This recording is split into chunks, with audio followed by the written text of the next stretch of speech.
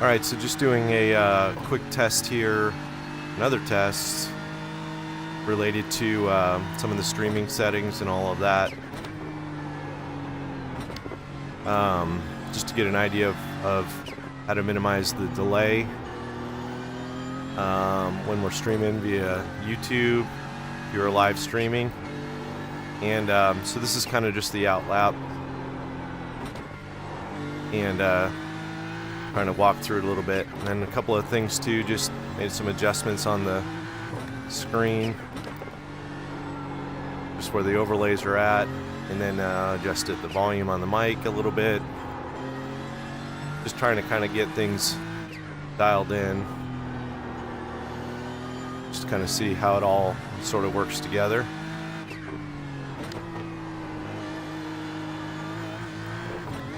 And yeah, we'll just do one quick lap test around here just to see if we can learn something.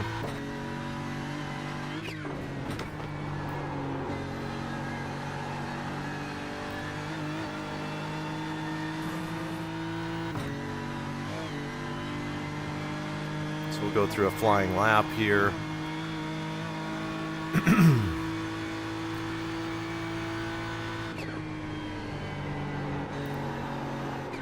Ooh. Yeah, of course that would happen. Hey.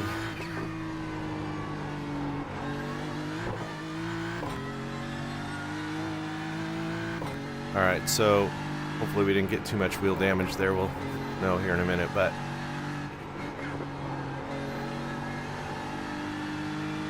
yeah, just trying to get kind of an idea. It's the more you go through and you do this stuff, the more that you realize there's more stuff to know.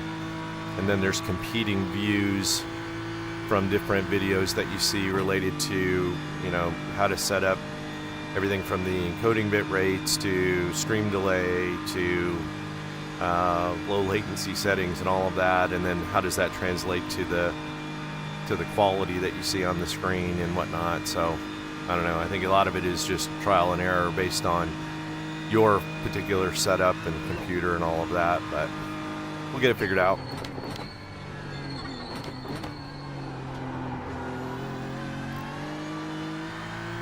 So we'll start this lap here, and hopefully we didn't get any damage on our right front fender in that off track earlier, just because I don't want to restart it again, since it's so long to go around here. So we'll do a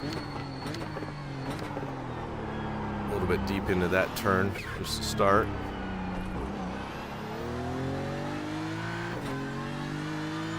Now the other thing that we're working on here is tracks like this,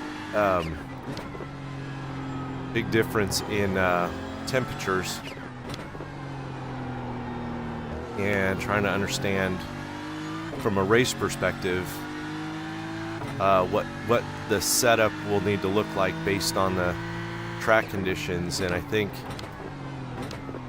this this track, more than others, you really have to be thinking about the temperature variance more here than maybe you would on a regular track.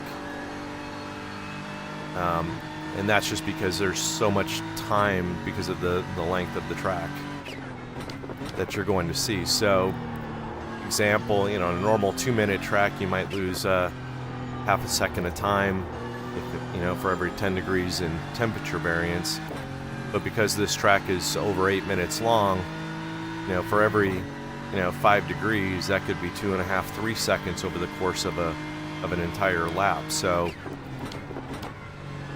what that means is that, you know, different setups might work better if the track temperature is lower than if it's not, right? So yesterday I was a little bit frustrated because I was in a practice session and kind of was thinking about the fact that, you know, why couldn't I get this lap time down? You know, I was going faster, but then realizing that, you know, 5-8 degrees difference, and all of a sudden that explains it. So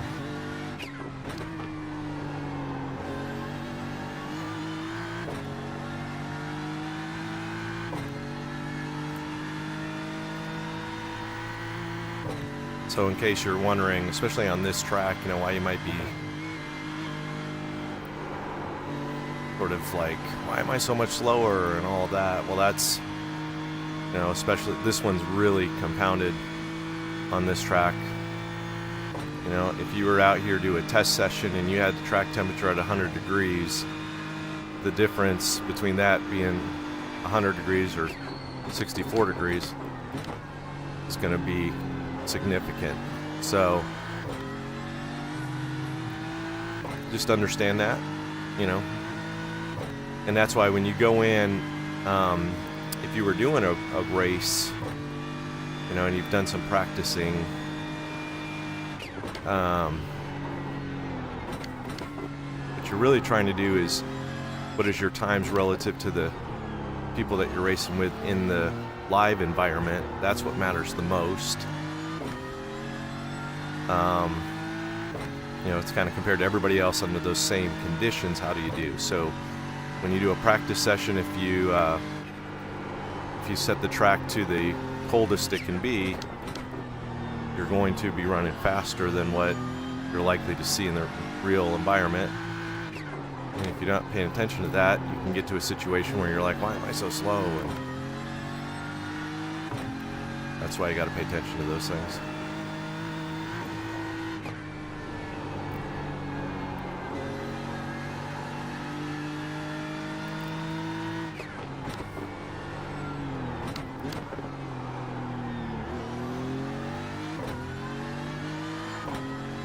And that'll be true too with like how much track usage will be on the track as well. So different track usage will make you faster or slower.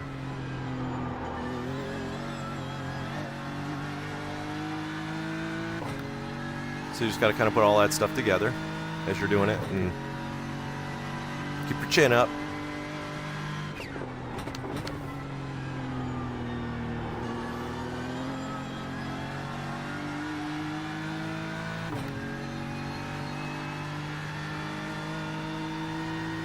Running low on fuel.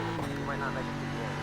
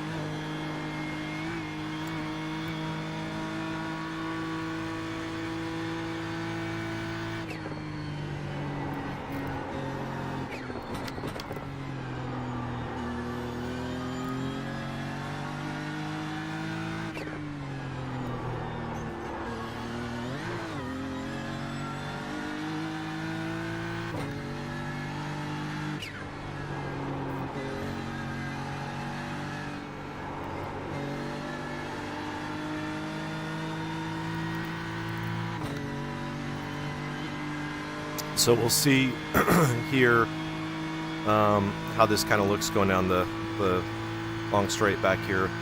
One of the things that I've been doing too as I practice this more and more is I've turned off a little bit of the optimal sector times and all of that stuff, especially like your all-time optimals, because those are only going to be relative to your track temperatures and all of that stuff, so they really don't mean anything in your session. Ooh. Almost lost it there. So yeah, so that's, you know, another tidbit of information. So 8:22.17. 22.2 seconds.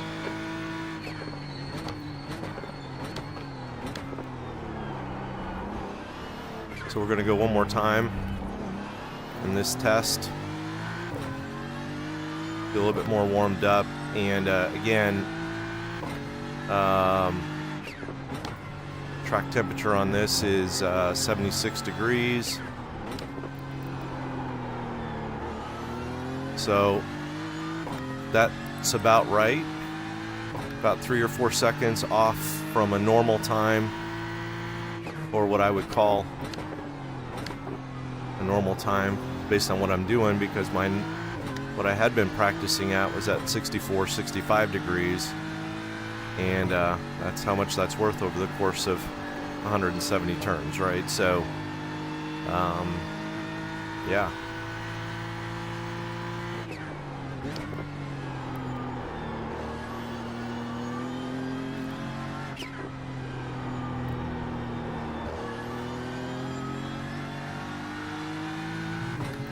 So, yeah, I mean, so what's a good time?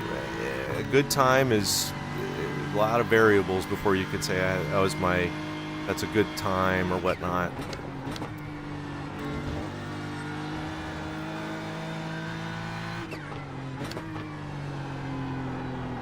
So it's all just based on the track conditions, time of day.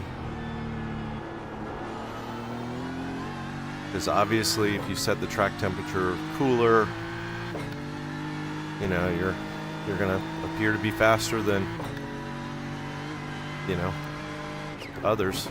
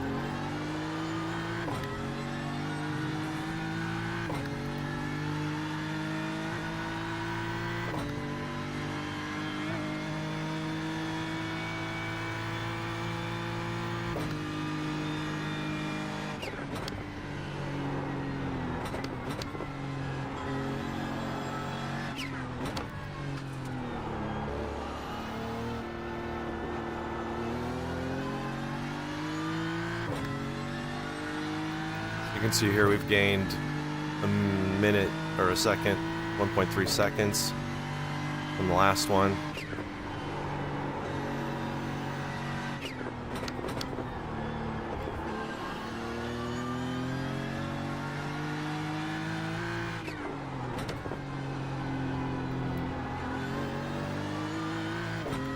See if we can't gain any more time. Keep it together.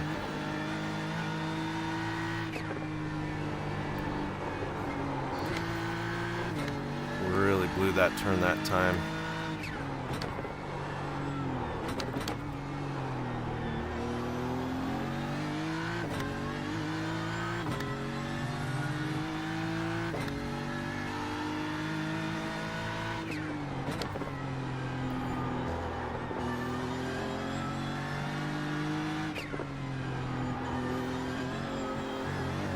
Do that. Up on that curb. Almost blew it. You can see where that lost a lot of time there.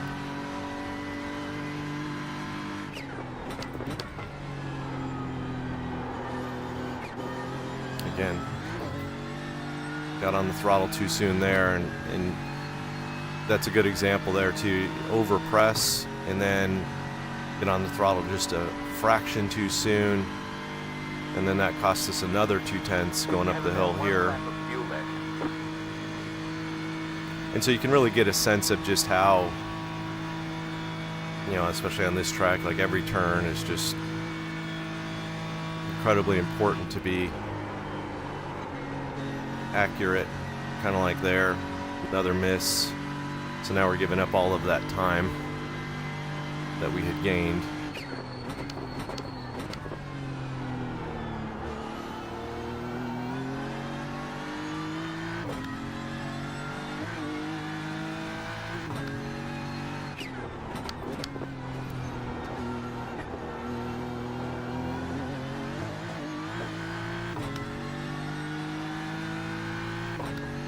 A little bit better that time through the carousel.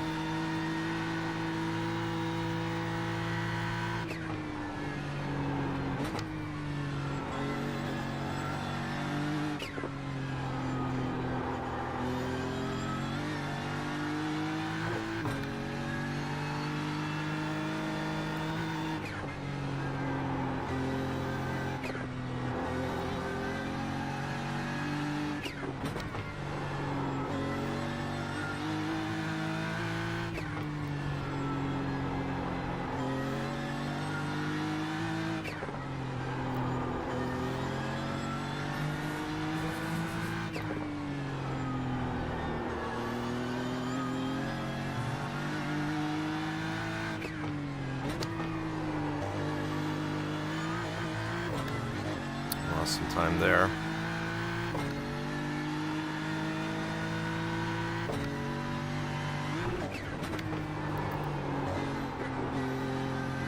Deep there at the double clutch.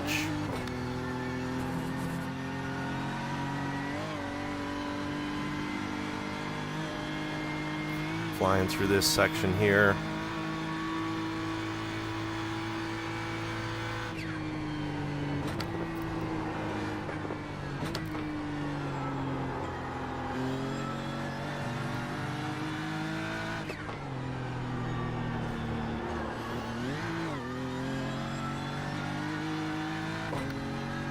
Not quite right on that.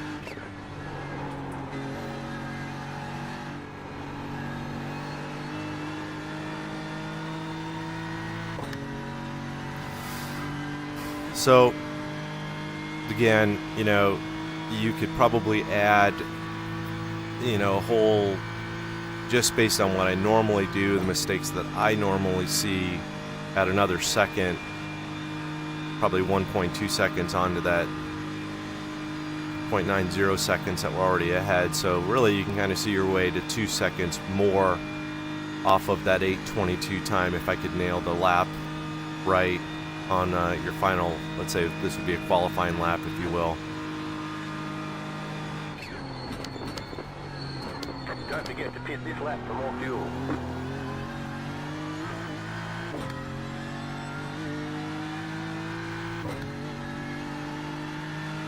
So, yeah. You've just done an 8:21. So that's where you get your time. So you can see. So if the track temperature here was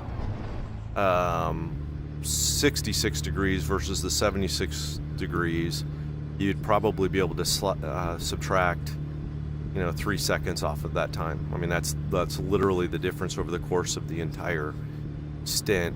That's how much you would be saving. So the translation would be roughly that, instead of 8:21, probably 8:18, maybe even the high 8:17s with that particular run with the standard iRacing Nurburgring combined setup. So, there you go. So when you do this, guys, the biggest thing is pay attention to your track temperature. And on this track in particular, it's a big deal because of the length of the track. It's going to add several seconds to your time. So if anybody's out there and they're like, yeah, the track temperature is 102 degrees, but I can't get it under 8 minutes and 28 seconds. Well, that's because it's 100 degrees, right? You're going to slow down incrementally for every temperature gain that you have out there. And anyways, that can change the way you might set up your car. If it's warmer and you know that you're not going to be as fast anyways, then what you might want to do is adjust for more traction, because you're already going to concede some time just because you don't have that drive and the car is going to slide more. Versus if it's a very cool temperature, early morning, 64 degrees, then you can have a much more wide open setup and go even faster because you're going to have that traction. And that combined with just the cooler temperatures anyways, you're going to go faster. But that way you're not getting into this situation where you're like, yeah, I can run 8 minutes and 15 seconds at Nurburgring. But then when you go out there and you go into your practice session in a variable weather condition, all of a sudden it's 15 degrees warmer and you're like, I don't understand why I can't go faster, what's wrong, my car doesn't do it. And then you start messing with setups and all this other kind of stuff, thinking that you're doing something wrong, when really it's just, that's a temperature variance, and adding 8 minutes of track time, it's going to add up to a lot. So anyway, that's my insights for today. So anyway, that's it. See you guys later.